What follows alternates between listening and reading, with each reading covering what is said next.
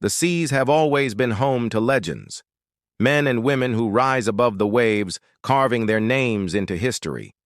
But among all these legends, one man towered over them like a mountain: Edward Newgate, the pirate the world called Whitebeard, the strongest man alive.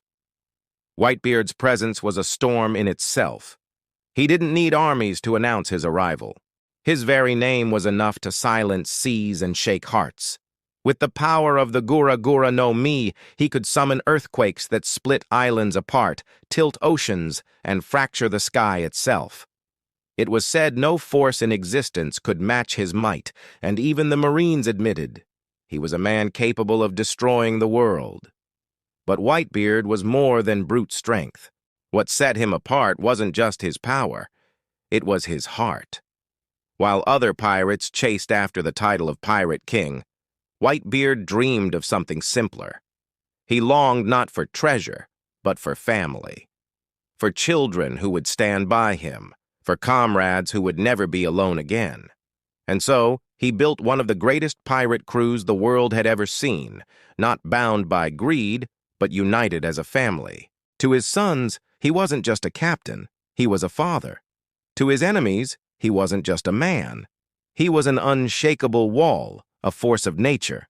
And when war called, when the world itself tried to crush him, Whitebeard answered not for himself, but for those he loved. Marineford was his final battlefield. The world gathered to watch. The Marines prepared their armies. The warlords sharpened their blades. And yet, through cannon fire, betrayal, and death itself, Whitebeard stood unbroken.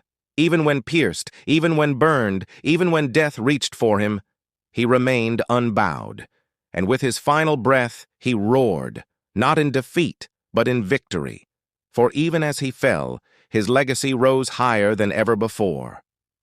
He proved that an era ends not with silence, but with thunder.